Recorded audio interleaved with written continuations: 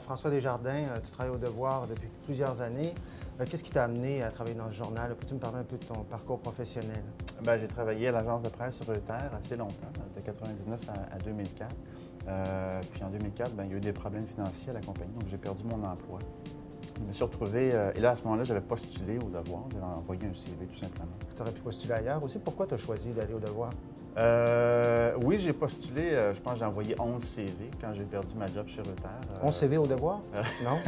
Un peu partout, à la presse canadienne. Et puis, c'est le Devoir qui m'a choisi. Puis finalement, je suis extrêmement heureux d'être passé au Devoir. Qu'est-ce qui différencie le travail au Devoir en général, comme évidemment dans ta section, là, dans la section économique?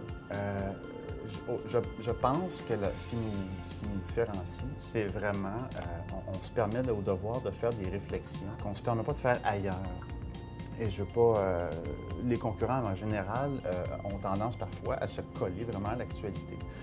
Au Devoir, on élargit un peu la réflexion, le débat. Puis je pense que les lecteurs cherchent ça. Puis pour un journaliste, c'est toujours intéressant d'aller au-delà de l'actualité ou du scandale du jour ou de la saveur de la semaine. Évidemment, une des critiques qu'on adresse au secteur économie en particulier, c'est celle de ne pas avoir vu venir la crise. Même le Columbia Journalism Review a fait une recension de tout ce qui avait été publié pendant une dizaine d'années et on comptait sur le doigt d'une main les articles qui annonçaient la catastrophe, qui décrivaient bien le château de cartes financier qui s'est effondré finalement. Comment tu te sens par rapport à ces critiques? Est-ce qu'elles visent aussi le Devoir et la section économie en particulier? On parle d'une poignée d'économistes. C'est vraiment des gens qui sont devenus des vedettes par la force des choses parce qu'on se dit, bon, ils avaient vu venir la crise. C'est vrai, ces critiques-là contre les journalistes sont fondées, à mon avis. Dans les bonnes années, on a tendance à suivre le cours des choses. On ne pose peut-être pas assez de questions sur les raisons pour lesquelles ça va bien. Quelles leçons vous tirez maintenant de ça? Qu'est-ce que ça va transformer dans votre façon de travailler? J'ai tendance à... En fait, je suis devenu beaucoup plus critique. J'essaie de poser les questions qui, justement, n'ont peut-être pas été posées au Québec. Donc, mettons, moi-même, je n'ai peut-être pas posé.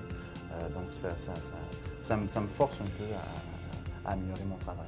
J'ai l'avantage de travailler pour un journal et pas de travailler pour une télé en direct. On a plus l'occasion de réfléchir à ce qu'on écrit. Oui, les technologies nous permettent de diffuser plus vite, mais avant ça, il faut un peu réfléchir à ce qu'on écrit. L'économie, c'est un champ tellement vaste qu'on apprend à tous les jours.